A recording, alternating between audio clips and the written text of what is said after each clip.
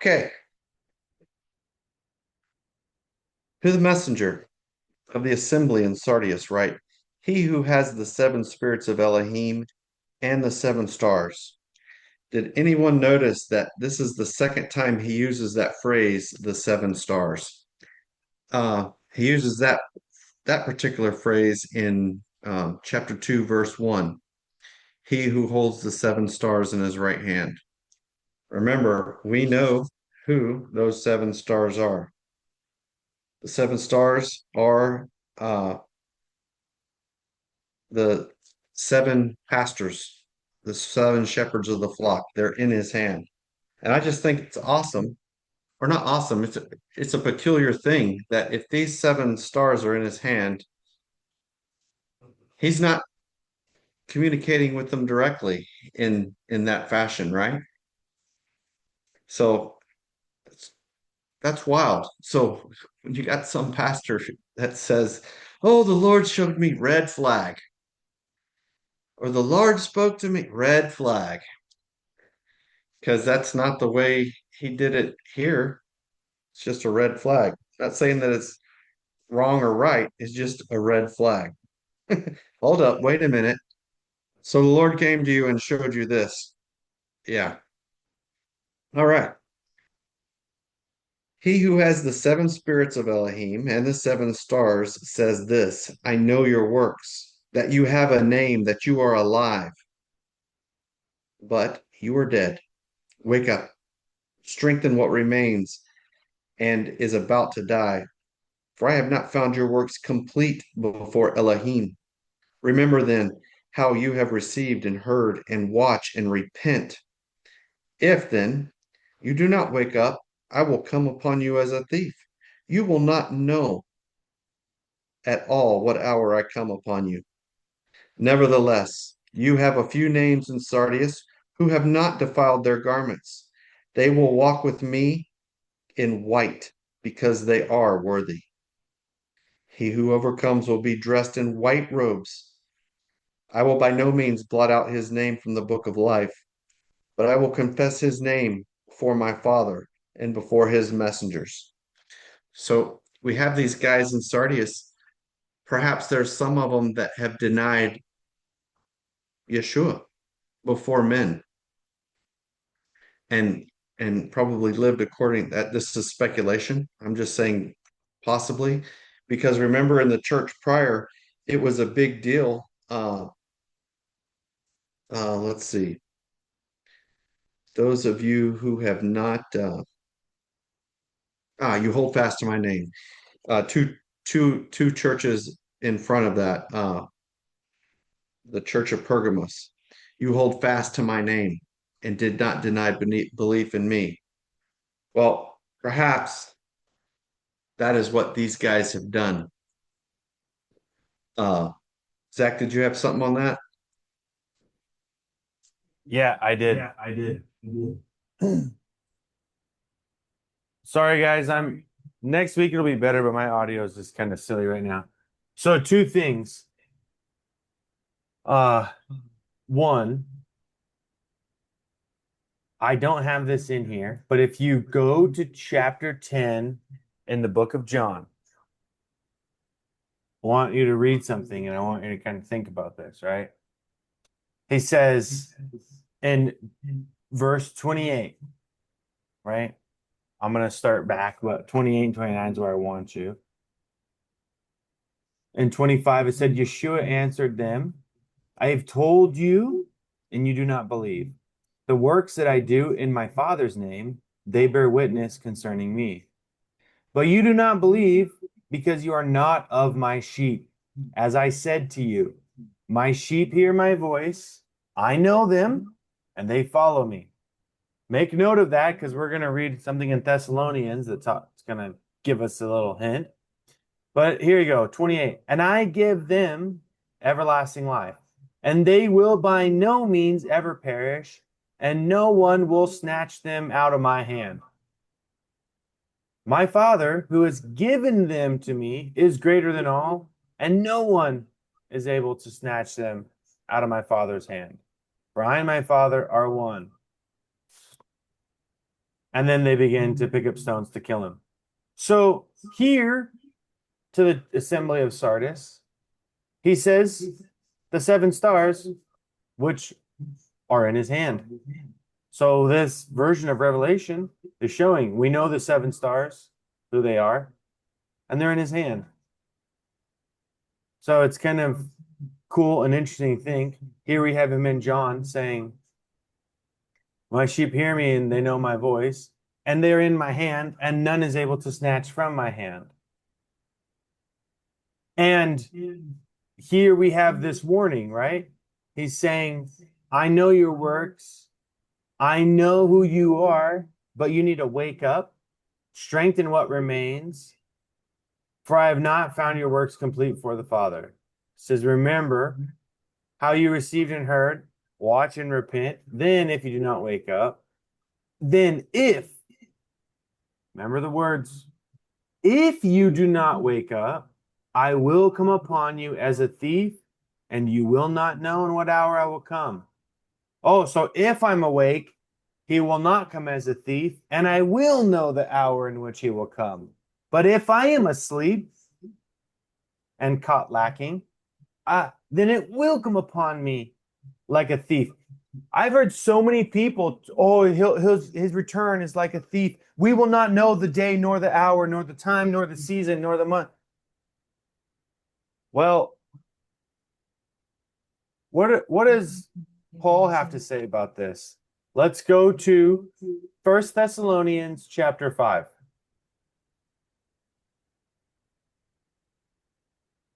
We're going to start at verse 1. He says, now, brothers, as to the times and the seasons, you do not need to be written to. For you yourselves know very well that the day of Yahweh comes as a thief in the night.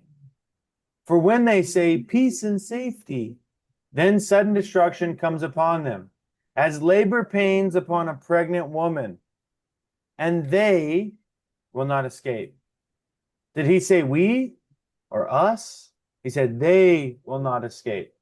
Why? Because there's two categories of people, them and the fathers, right? It says, but you, brothers, remember, Yeshua said, the disciples, they came up and said, oh, Master, your mother and your brother are looking for you. And he said, who is my mother? Who is my brother? And who is my sister? Those that do the will of my Father in heaven, that is my mother, that is my brother, and that is my sister. So, Paul's reference of a brother is the same thing. He's not talking to his physical brother, his biological brother. He's talking to those doing the will of the Father. Saying, but to you, those doing the will of the Father, you are not in darkness, so that this day, what day? The great and terrible day of Yahweh, will not overtake you. Right? You're not in darkness, so that you'll be overtaken by this day as a thief would. For you are all sons of light and sons of the day. We are not of the night nor of darkness. So this church in Sardis that Yeshua is speaking to, right? He has the pastor in his hand, and we see in John 10, what he has in his hand, no one can snatch. That doesn't mean we can't walk away. We see this in John 6, right? People that never were of him claiming to be in his hand.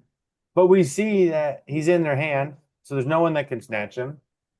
We see that they're not the best, but they are given a warning. Like, guys, you need to wake up. You need to repent. You need to be watchful. Because if you're not, then I will come upon you as a thief, and you do not know the hour I come. Paul says, hey, brothers, those who do the will of my Father in heaven, we are not in darkness, and this day will not overtake us as a thief.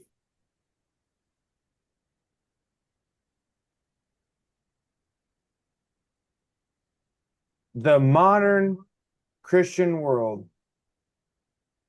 just like we saw earlier, the teachings of Nicolaitans that are leading the people astray, the teachings of Jezebel that are leading people away, the teachings of man today, of pastors today, are also leading people astray. They're also pulling people out of truth into man's opinion, and it puts fear and it puts worry and it puts doubt because now it's well, I don't know when he's gonna. Oh my goodness, he could come tomorrow. Oh, he could come in a month, or he could come in 50 years. I don't know if I can last 50 years. Well, if you're not in darkness, if you're doing the will of the Father, you're someone that Paul would refer to as a brother or a sister. Then you'd be someone that the Messiah would refer to as a brother or a sister. And therefore, the signs in the heavens, you'll understand. The warning calls, you'll understand. The signs of the world going. All these people are so nervous. Oh no, what's the mark of the beast going to be? When the mark of the beast presents itself, if you are not in darkness, it will not overtake you like a thief. You will know. It's amazing. You will know. There's a guy who was born to a virgin woman, who lived a perfect life, who died, and somehow his blood is able to cover all of the evil that you do. But you don't think he's going to tap you on the shoulder and give you a warning like, hey, there it is. That mark you've been looking for and you've been studying and reading about and hearing about, that's it. The number of that beast, that's it. Stay away from it. You don't think that's going to happen? Well, if you're in light, you're not in the darkness. You're doing the will of the Father. Then guess what? Go back to John chapter 10. He says, you do not believe. Why don't these men believe? Because they're not my sheep. Oh, they're not a part of the flock of Yeshua. My sheep, my flock, hear my voice. I know them and they follow me. And I give them everlasting life, and no one can snatch them out of my hands, let alone the hand of my Father who is greater than I. So think about that.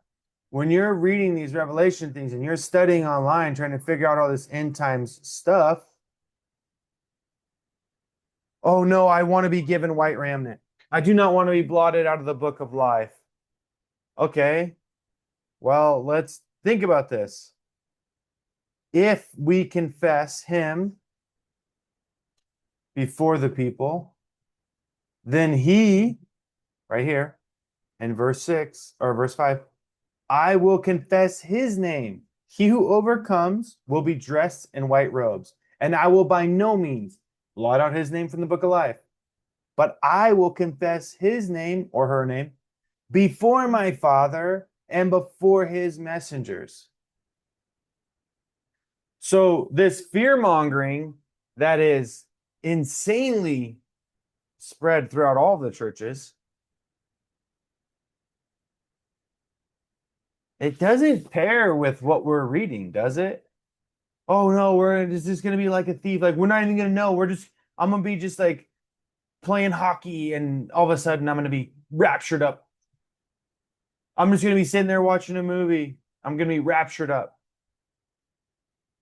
This is the idea that really um, dispensationalism and these teachers that came out of dispensationalism have really catered this idea of you're not going to know anything, you're going to have no idea. It's going to be like, what's going on?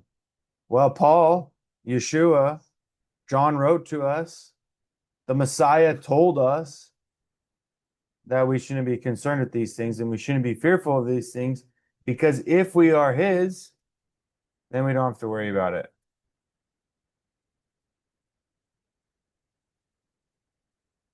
We do have.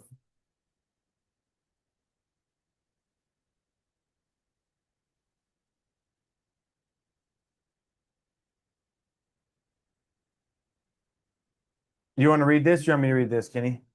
Matthew 10. Uh, yeah, hold on one second. One thing to I want to bring back to your memory real quick before we read this. Um, as far as confessing is, as wanting to do the will of the Father. What is the will of the Father? Yes, we all know John 3:16. For God so loved the world that uh let me pull it up. For God so loved the world that he gave his only son, so that everyone who believes in him does not perish but have everlasting life. Well, this is important because in John chapter 6, verse 40, what is the desire of him who sent me?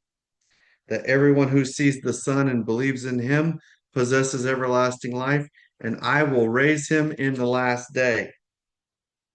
Well, uh, that's kind of important because that belief in him, that notice there's a string of information. They haven't denied belief in me. Uh, Yeshua is talking about it here. Everyone who's trusting in the Son, he'll raise in the last day. This is the white raiment that covers your shame, your trust in him. He who overcomes will be dressed in white robes. And we'll get into this later, but wanting to know what the desire of the Father is, it's to have trust in his Son, not what these other pastors are saying. All right, Zach, Matthew. All right. All right. Hold on one second. I'm gonna read it in Lances. You can read along in whichever text you got. Matthew 10, 5 through 32. Matthew 10. All right. These 12 Jesus sent out and charged them and said, keep away from pagan practices. Do not enter a Samaritan city. But above all, go to the sheep which are lost from the house of Israel. And as you go, preach and say to the kingdom of heaven is near. Heal the sick, cleanse the lepers, cast out demons. Freely you have received, freely give. Do not accumulate gold or silver or brass in your purses, nor carry a bag for your journey, nor two shirts and shoes, nor a staff, for a laborer is at least worthy of his food. Whatever city or town you enter, ask who is trustworthy in it and remain there till you leave. And when you enter into the house, salute the family. And if the family is trustworthy, your salutation of peace will come upon it. But if it is not trustworthy, your salutation shall return to you. That's an important thing. There is a peace that comes with being in the presence of some people. And if you've ever noticed, being in the presence of toxic people, you can feel it. Just uh you can tell when someone's like super negative, super when you're around that person, you can feel it. Same here. If they're calling in peace on a house, you will feel it. Things will just go smoothly. It's quite fascinating. All right. Whoever will not welcome you and will not listen to your words, when you leave that house or the village, shake off the sand of your feet. I say to you that it will be easier for the land of Sodom and Gomorrah in the day of judgment for that than for that city. Behold, I am sending you like lambs among wolves. Therefore, be wise as serpents, pure as doves. But be careful of men, for they will deliver you up to the courts, and they will scourge you in their synagogues. They will bring you before the presence of governors and kings for my sake, as a testimony to them and to the Gentiles. But when they deliver you up, do not worry as to how or what you will speak, for it will be given to you in that very hour what you are to speak. For it is not you who speak, but the Spirit of your Father which speaks through you. Now that's interesting. Brother will deliver up his own brother to death, and father his son, and children will rise up against their parents and put them to death. You will be hated by everybody because of my name, but he who endures till the end will live. When they persecute you in one city, flee to another. For I will say to you that you will not finish converting all the cities of the house of Israel until the Son of Man returns. No disciple is more important than his teacher, and no servant than his master. It is enough for a disciple to be like his teacher, and for a servant to be like his master. If then they have called the master of the house Beelzebub, how much more those of his household? Therefore, do not be afraid of them, for there is nothing covered that will not be uncovered, and hidden that will not be known. What I tell you in the dark, tell it in the daylight, and what you hear in your ears, preach on the housetops. Do not be afraid of those who kill the body, but who cannot kill the soul. But above all, be afraid of him who can destroy both soul and body in hell. Are not two sparrows sold for a penny, and yet not one of them will fall to the ground without your Father's will? But so far as you are concerned, even the hairs on your head are all numbered. Therefore, fear not. You are much more important than many sparrows. Everyone, therefore, who will not acknowledge me before men, I will also acknowledge him. Oh, I'm sorry. Everyone, therefore, who will acknowledge me before men, I will also acknowledge him before my Father in heaven. That's it, right? Yeah. 33. Sorry. Oh, but whoever will deny me before men, I will also deny him before my Father in heaven. Uh-oh. Uh-oh. Danger. Danger, Will Robinson. So there is a very important thing about confessing him before men. It's spoken of multiple times about this topic. He who overcomes will be dressed in white. I will by no means blot out his name from the book of life, but I will confess his name before my Father and before the messengers. He who has an ear to hear, let him hear what the Spirit says to the assemblies. Do you have anything else on this assembly, Zach? Um, no, just Okay. the part in Matthew 28. If you don't have 28 highlighted, I think you should highlight that. And 32 and 33. I think those are some important later we'll be looking at them. And then later, when we get back into Paul's letters in a while, we'll be back here again. Um, okay. No, that's it. Okay. I think So that'll probably be it for today because